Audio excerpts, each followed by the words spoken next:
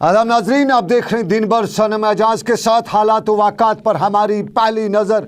और आज हम पहली नज़र हालात वाक़ात जम्मू कश्मीर से नहीं बल्कि मुल्क की सबसे बड़ी या दुनिया की सबसे बड़ी खबर से शुरुआत करते हैं। और आप जानते हैं कि कल रात के 11:30 बजे थे और ख़बर यही चली कि अम्मा अब नहीं रही। अम्मा जयललिता तमिलनाडु की वज़ीर आला का दूसरा, जिसे आमतौर पे अम्मा के नाम से जाना जाता, दूसरा नाम था, और वो कल रात इंतकाल कर गई। करीबन 75 दिन का तज़ब्ज़ुब रहा। पिछले 75 दिनों से मीडिया, अखबार, सोशल नेटवर्किंग साइट्स पर खबर चल रही थी।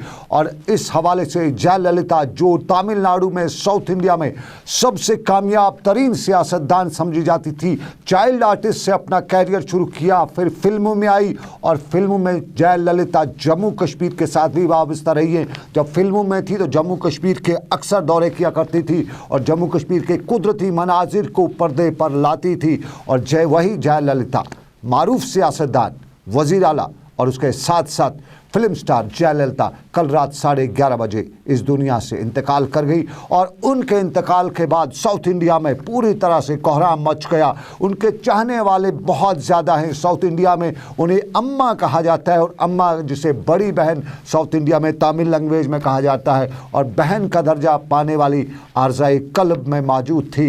और आरज़ाए कल्ब में कल दिल का दौरा बर्दाश्त नहीं कर सकी। अपोलो अस्पताल मद्रास चेन्नई में रात गए 11:30 बजे इंतकाल कर गई। और पिछले कई दिनों से, जब से वो अस्पताल में ज़ेर इलाज थी, अस्पताल के बाहर उसके चाहने वालों की और साउथ इंडिया में पॉलिटिशियंस की एक भीड़ लगी रहती थी। और कल जब जैसे खबर फैली कि जयललिता अब इस दुनिया में नहीं रही, तो उसके साथ ही वहाँ पे लोगों का अज़धाम आ गया।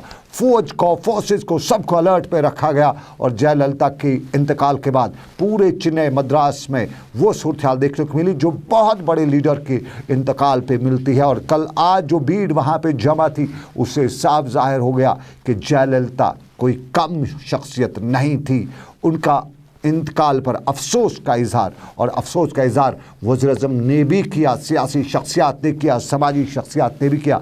और वज़ीर आज़म नरेंद्र मोदी ख़ुद चेन्नई भी गए और यहाँ पे कश्मीर वादी में भी, वादी रियासत जम्मू कश्मीर में भी उनके इंतकाल पर आला शख्सियात ने दुख का इजहार किया। वज़ीर आला महबूबा मुफ्ती ने भी उनके इंतकाल पर दुख का इजहार करते हुए उस कुंबे के साथ और वहाँ की आवाम के साथ ताज़ियत का इजहार किया। मिस जयललिता जो बहुत ही अजीम शख्सियत, और मेरा मानना ये है कि she was one of the most learned leader of our country and she was the people's chief minister. यानी जिसको लोग बहुत ही प्यार से, खुलूस से अम्मा बुलाते थे।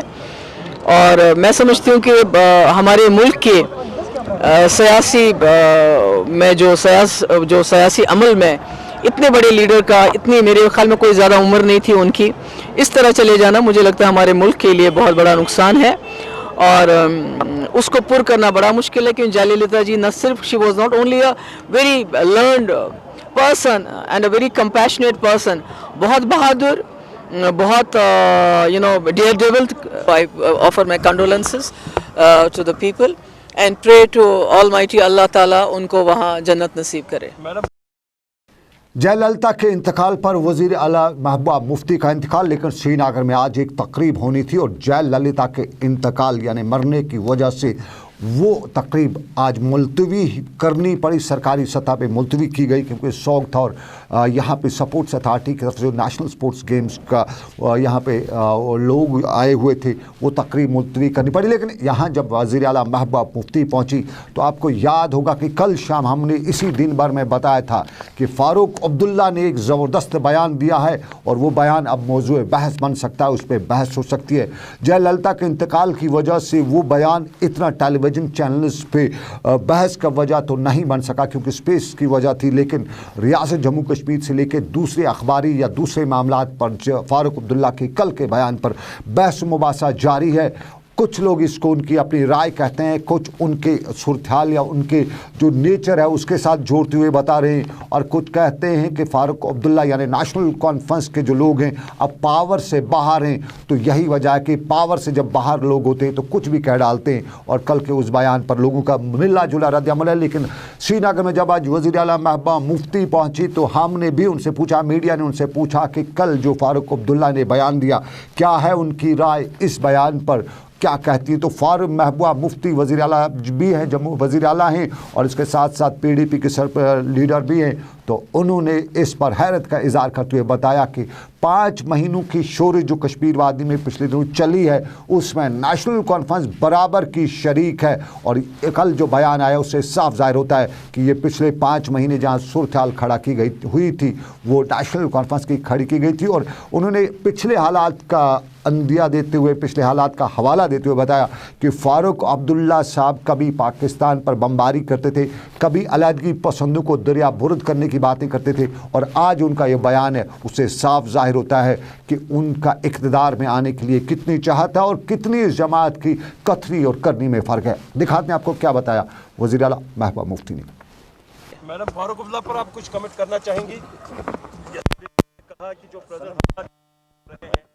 देखिए, सेपरेटिस्ट को फिर फारूक अब्दुल्ला भी उनके साथ। फारूक साहब ने जो कल स्टेटमेंट दिया कि उन्होंने अपने वर्कर्स को बोला कि आप हुर्रियत का पूरा सपोर्ट करें, इससे ये बात पूरी तरह से साबित हो जाती है जिसका आज तक हमने कभी जिक्र नहीं किया कि नेशनल कॉन्फ्रेंस कुर्सी हासिल करने के लिए किसी हद तक जा सकती है।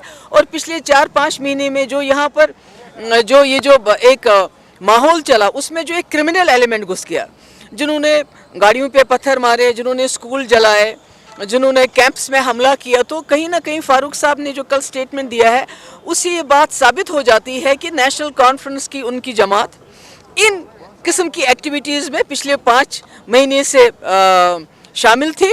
और अब जबकि हालात सुधर रहे हैं, बच्चे स्कूल जा रहे हैं, थोड़ा सा टूरिज़्म भी पिकअप कर रहा है, माहौल ठीक हो रहा है, तो फारूक साहब ने एक बार फिर अपने वर्कर्स को कल ये ऑर्डर दे दिया, उनको ये बताया कि आप दोबारा इस माहौल को पैदा कीजिए जिसमें जम्मू कश्मीर के हालात फिर से तितर हो जाए।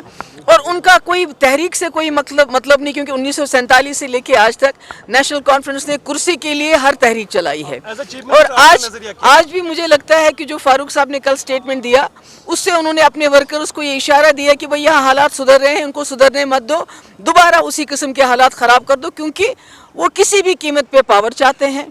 नहीं तो उमर साहब बीजेपी में एक्सटर्नल अफेयर मिनिस्टर रहे हैं, उन्होंने नेशनल और इंटरनेशनल लेवल पे पाकिस्तान के ख़िलाफ़ बात की है, ये कहा है कि उसको दहशतगर्द मुल्क करार दिया जाना चाहिए जब उमर साहब मिनिस्टर थे। फारूक साहब खुद बार बार कहते थे पाकिस्तान के ऊपर बमबारी कीजिए, फारूक साहब कहते थे हुर्रियत के लीडरों को दरिया जहलम में फेंक दीजिए। आज फारूक साहब कुछ और बात कर रहे हैं, तो मुझे ये है कि आज दोबारा ये बात अयान हो गई कि नेशनल कॉन्फ्रेंस कुर्सी हासिल करने के लिए छोटे बच्चे क्या, औरतें क्या, किसी की ज़िंदगी के साथ खेल सकते हैं। शुक्रिया। चलिए, आप देख रहे हैं दिन भर सनम एजाज के साथ हालात वाक़ात पर हमारी पहली नज़र। हम अपने नाजरीन को आज के प्रोग्राम में सियासत से हटकर एक ख़ास बात भी दिखाएंगे, लेकिन उससे पहले आपको बताते चले कि मुझे लेना पड़ेगा एक छोटा सा तिजारती वक्फा। हम ब्रेक के बाद मिलेंगे और हम आपको बताएंगे कि हम में हैं दम, हम कुछ भी कर सकते हैं, लेकिन छोटे से तिजारती वक्फे के बाद।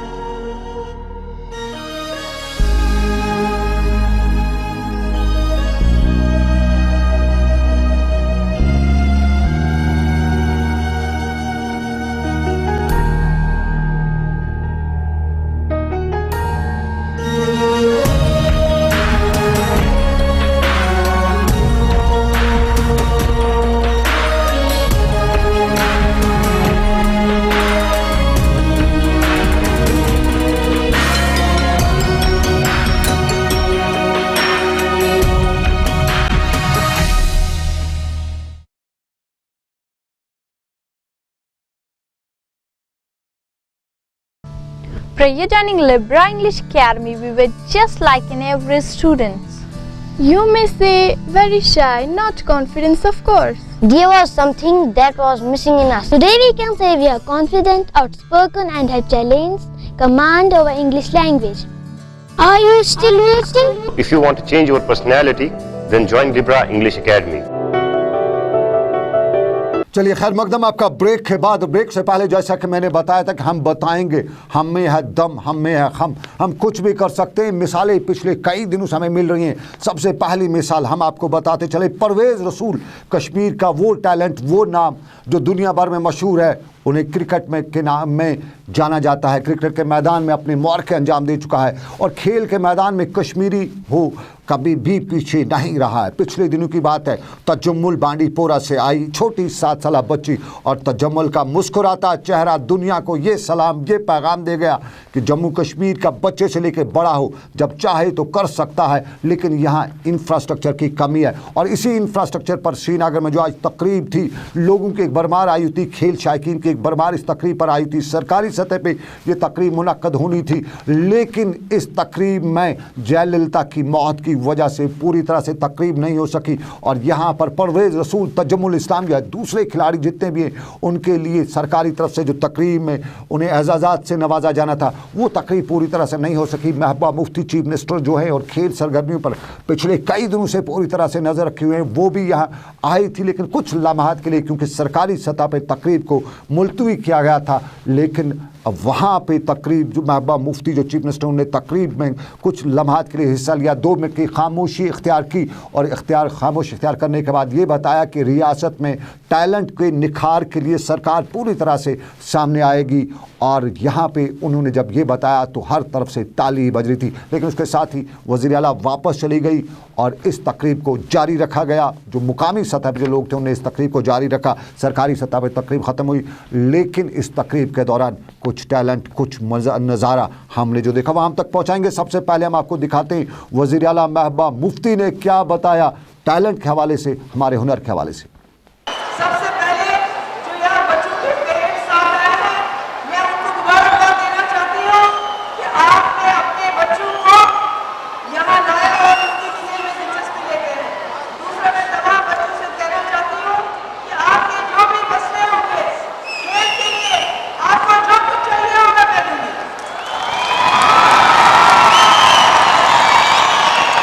आपको हर चीज दूंगी, जो आपको चाहिए मैं दूंगी आपको। और अल्लाह ताला से दुआ करूंगी कि इसी तरह हमारे मेरे बच्चे जम्मू कश्मीर में खेलते रहे। शुक्रिया। अस्सलाम वालेकुम।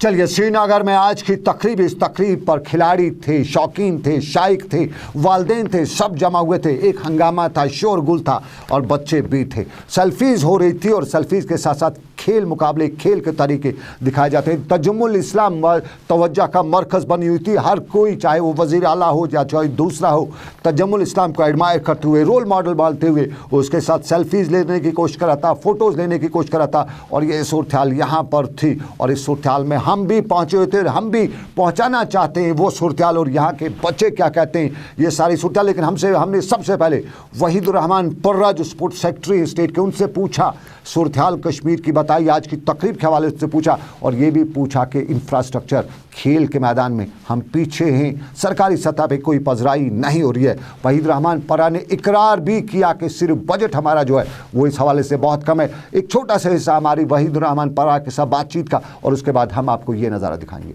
पिछले कुछ महीने से, हम 1 महीने से लगभग देख रहे हैं कि कश्मीर की हर गली नुक्कड़ से एक हीरो निकल रहा है। तजम्मुल बांडीपोरा से, फिर दूसरा बच्चा वहाँ से, फिर बारामूला से, फिर पांपोर से, फिर अनंतनाग से। ऐसे हीरोज़ यहाँ है, हर मोहल्ले में है, लेकिन पहले हमने ये प्रायोरिटी नहीं बनाई। जैसे शाह फैसल निकले तो एक IAS में हमें एक प्रमोशन मिला, आज आपको अख्तर भी है, आज आपको रुवैदा सलाम भी है, आपको परवेज़ रसूल निकला, आपको आबिद नबी निकला, आपको महराज गुड्डू है, इशफाक है आज। तो आपको लगता है नहीं कि sense of pride Kashmiri youth में होना चाहिए, जो सेंस ऑफ डिफीट है। तो ये क्योंकि अब हमारी भी प्रायोरिटीज़ है कि कहाँ टैलेंट है, कहाँ कुछ हो रहा है, हम उसको पकड़ लेते हैं। आप भी आज मीडिया वाले काफ़ी इसमें प्रमोट करते हैं, सबसे ज़्यादा कंट्रीब्यूशन मीडिया का है, आप लोग भी स्प्रेड करते हैं सोशल मीडिया में, इलेक्ट्रॉनिक मीडिया। तो the moment you start picking the stories, तो गवर्नमेंट भी थोड़ी बहुत सेंसिटिव हो जाती है। पहले मीडिया अटेंशन नहीं देती थी, तो हम लोग भी स्लेप में बैठ जाते, स्लम्बर में बैठ जाते। तो मेरे ख्याल में मीडिया का बहुत अहम रोल है और उसके बाद स्टेट का है, सिविल सोसाइटी का है। Will try our level best, we should support, do it jointly. वही पिछले कुछ दिनों से मैं स्टोरीज कवर करता हूँ अपने दिन भर के प्रोग्राम में, और लगातार मुझे बहुत ज़्यादा जो प्राउड है वो फील होता है अपनी इस यंग टैलेंट को आते हुए देखते। स्पोर्ट्स डिपार्टमेंट जो है बहुत अभी उसकी एक्टिविटीज इतनी हमने कम है, बिल्कुल आपकी बात सही है, बहुत कम है। जो डिमांड है उसके हिसाब से बिल्कुल नहीं है। गुजरात में 500 करोड़ स्पेंड होता है स्पोर्ट्स पे, एक्टिविटी पे, यहाँ 3 करोड़ रुपया होता है, तो कुछ नहीं है। एक ठेका, एक आप नाली बनाने के लिए 6 करोड़ लगाते हैं। तो ह्यूमन डेवलपमेंट का जो कॉन्सेप्ट है वो स्पोर्ट्स के थ्रू है। Education is important but sports is in itself an education. तो ये मिसाल जिस हिसाब से अब पॉलिटिकल माहौल है, पोलराइजेशन, आपकी जब JNK की टीम जाती है तो उसमें हिंदू, मुस्लिम, सिख सब इत्तेहाद होता है, उसमें जम्मू कश्मीर, लद्दाख पूरा रिप्रेजेंटेशन होता है। तो ये इसको हर नज़र से देखना है, इसको ये नहीं देखना कि ये बल्ला खेलते